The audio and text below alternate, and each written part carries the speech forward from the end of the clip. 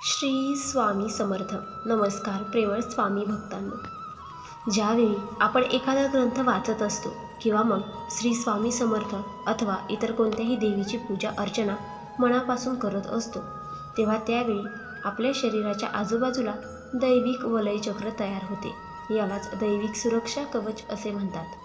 आपल्या आजूबाजूला दैवी शक्तीचा वावर आहे. हे कसे ओळखावे ते आज पाहूयात. नंबर 1. ज्या स्त्रिया घरामध्ये देवीचा घट बसवतात व त्यांची मनोभावनेने पूजा करतात, त्या स्त्रीला स्वप्नामध्ये हिरवी साडी घातलेली, हिरव्या बांगड्या, जोडवी असे अलंकाराने सजलेली स्त्री दिसते. किंवा मग सुवासिनी बाईचे दर्शन होणे अथवा एखादी म्हातारी कपाळावर आट्या पडलेली म्हातारीचे रूप घेतलेली देवी असते. जर अशी कोणतीही म्हातारी स्त्री नवरात्रीच्या काळात तुम्हाला कोणतीही मदत मागत असेल तर ती अवश्य करा, कारण कोणत्याही रूपात देवी आपली परीक्षा घेऊ शकते आणि आपल्या अडचणींमध्ये ती आपल्याला मदत देखील करू शकते किंवा ती आपल्याला योग्य तो मार्गही दाखवते. नंबर 2. ज्यावेळी आपण देवासमोर दिवा पेटवतो तेव्हा दिव्यातील ज्योत वरच्या दिशेने सरळ रेषेत, डावी उजवीकडे न होता सरळ रेषेत वाढत जात असेल तर समजून जावे की दैवी शक्ती आपल्या आजूबाजूला वावरत आहे असे समजावे. किंवा कधीकधी दिव्यात निरखून पाहिले तर आपल्याला देवाची आकृती तयार झालेली दिसते. नंबर 3. ज्यावेळी आपण गोमुखातून रुद्राक्ष माळेचा जप करत असतो त्यावेळी अचानक शरीरात व नसानसांत रोमांच होत असेल तर समजावे की हा देवाचा वावर आपल्या आजूबाजूला आहे. नंबर 4. श्री स्वामी समर्थांच्या मठात दर्शनासाठी गेले असता व तिथून घरी आल्यावर काहीतरी शुभ संकेत भेटतात. किंवा मग आपण मठांमध्ये स्वामींना विचारलेल्या प्रश्नांची उत्तरे देखील आपल्याला भेटतात. आपल्याला काहीतरी असे संकेत मिळतात ज्यामुळे आपल्याला त्याच्यामध्येच आपले उत्तर समजते व स्वामी लीला यामुळेच आपल्याला समजते. नंबर 5. आजही देवाला काही ठिकाणी कौल लावले जातात व आपले घराचे गाऱ्हाणे सांगून प्रश्न विचारले जातात. काही मंदिरात देवाच्या 2 भुवयांच्या मध्ये तांदूळ ठेवून विचारणा केली जाते. जर का सकारात्मक असेल तर उजवा आणि नकारात्मकता असेल तर डावा गोटा पडतो. तर काही ठिकाणी फुलांचाही वापर केला जातो. हा प्रकार कोकणात प्रामुख्याने पाहावयास मिळतो. यामध्ये देवाचे खरे सत्व दिसून येते. अनेकांना याचा अनुभव येतोच. जर काही संकेत असतील तर ते देव आपल्याला निश्चितच देतो, परंतु ते आपल्याला समजत नाहीत आणि आपल्या बुद्धीला पटत नाहीत.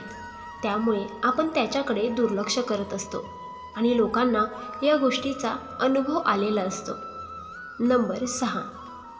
जे कुलदेवी तिची वर्षातून एकदासुद्धा ओटी भरत नाही अशा घरातील स्त्रीला कोणीतरी बाहेरून तिची ओळखीची सुवासिनी स्त्री तिला अचानक भेटावयास येते व चालता बोलता अचानक तिच्या तोंडून कुलदेवी तिची ओटी भर असे सांगते. त्यावेळी ती कुलदेवी ती त्या स्त्रीच्या मुखातून बोलत आहे असे समजावे. नंबर 7. जे दत्तगुरूंची भक्ती करतात किंवा गुरुचरित्राचे पारायण करतात त्यांना त्या रात्री डाव्या कुशीवर झोपले असता त्यांना दैवी शक्ती संकेत प्राप्त होतात. यामध्ये आपल्याला काही ना काही स्वप्नांमध्ये देवाची अनुभूती होते. दत्तगुरू आपल्याला प्रत्येक वेळी काही ना काही संकेत देत असतात. गुरुचरित्राचे पारायण करताना या गोष्टीचा अनुभव येतात व आपल्याला आपल्या प्रश्नांची उत्तरे देखील मिळतात, परंतु ते समजून घेता आलं पाहिजे. नंबर 8.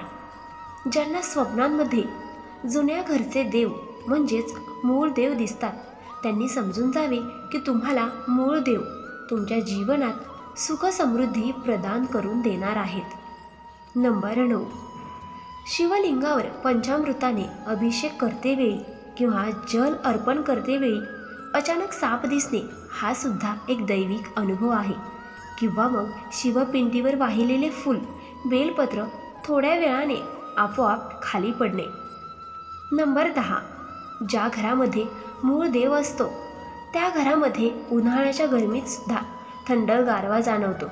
त्या घराच्या जमिनीवर पाय ठेवले असता थंडपणा जाणवतो व ज्या घरात देवी देवता प्रवेश करतात त्या घरात प्रसन्नता व शांतता जाणवते. अशा घरात दैवी तत्व मोठ्या प्रमाणात रूढ असते. त्या घरात आनंद नांदत असतो.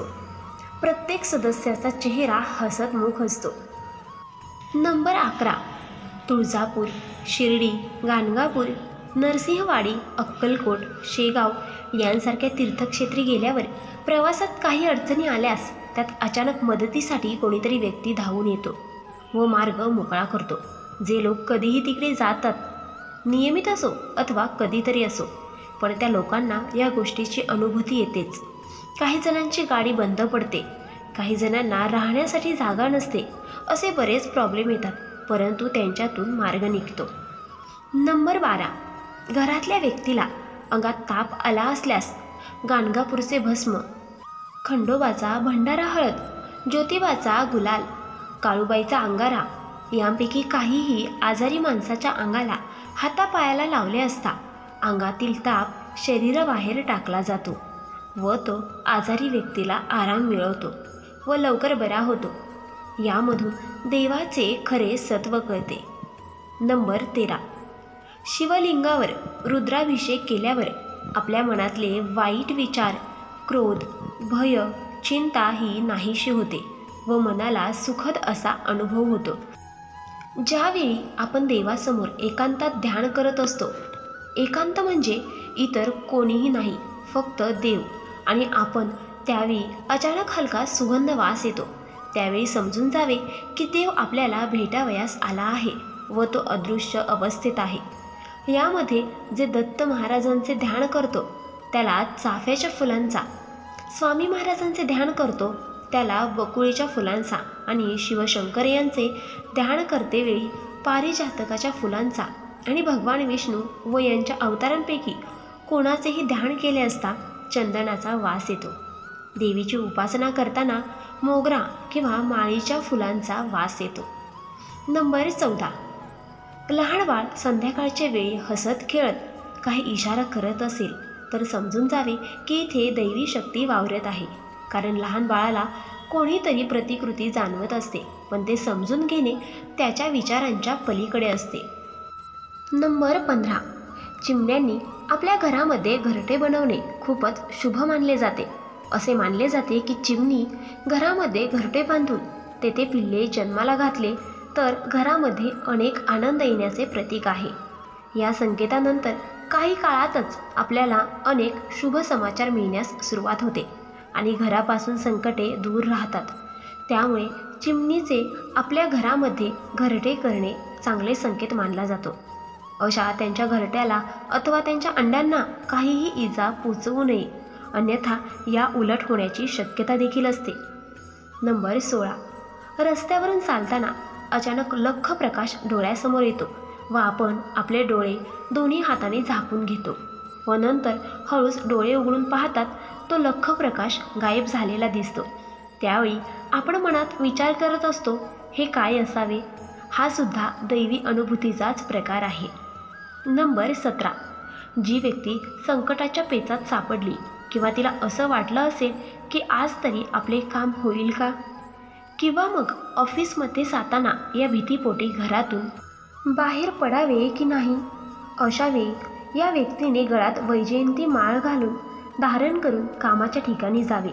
यामुळे होणारा त्रास शिथिल होऊन सर्व कामे सुरळीत पार पडतात व हळूहळू मन हलके होते. ही सुद्धा देव आपल्याबरोबर असल्याचा संकेत आहे.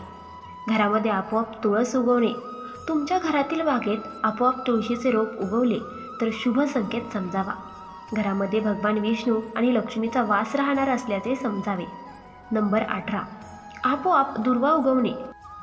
घरातील बागेमध्ये दुर्वा उगवल्या समजावे की घरामध्ये आता कोणत्याही कामात अडथळे येणार नाहीत. देवाने हा आपल्याला संकेत दिलेला असतो, कारण गणपतीला दुर्वा आवडतात आणि गणपतीच आपले विघ्न दूर करतो आणि आपले काम निर्विघ्नपणे पार पाडतो. नंबर 19. सकाळी उठल्याबरोबर जर नारळ म्हणजेच श्रीफळाचे दर्शन झालं तर एखादी चांगली बातमी किंवा गोड बातमी येणार आहे असे संकेत मानले जातात. नारळाला शुभ मानले जाते. घरातील नारळ आपोआप तडकणे. घरामध्ये एखादं नारळ ठेवलेले असले आणि त्याला आपोआप तडा गेला, समजावे घरातील नकारात्मक ऊर्जा नारळाने शोषून घेतली आहे. तुमच्या घरात कोणतीही अडचण येणार नाही. नंबर 20. जर घरातील एखादी व्यक्ती जास्त त्रास सहन करत असेल किंवा मग हॉस्पिटलमध्ये असेल, तर मग अशा वेळी त्यांच्या कुटुंबियांच्या गळ्याखाली अन्नाचा एक घासही उतरत नाही. त्यांना उद्या काय रिपोर्ट येईल, डॉक्टर काय सांगेल याची भीती सतावत असते व झोपही लागत नसते. अशा वेळी देवाच्या समोर नारळ ठेवून आपल्या घराचे गाऱ्हाणे घातले असता काही वेळातच आपल्याला काहीतरी संकेत देव देतो आणि आपल्यालाच तारत असतो. नंबर 21. देवाचे सत्व आजही या कलियुगात आहे. देव हा उघड्या डोळ्यांनी कधीही दिसत नाही व दिसणारही नाही. तो फक्त मी आहे, तुझ्या आजूबाजूलाच आहे याची चाहूल देतो. म्हणूनच देवावर श्रद्धा ठेवा. तुम्हालाही अशा प्रकारे देवी शक्तीचा अनुभव एकदा तरी होईलच. मित्रांनो, व्हिडिओ आवडल्यास व्हिडिओला एक लाईक करा आणि असेच व्हिडिओ पाहण्यासाठी आपल्या चॅनलला सबस्क्राईब करा. श्री स्वामी समर्थ. जय जय स्वामी समर्थ.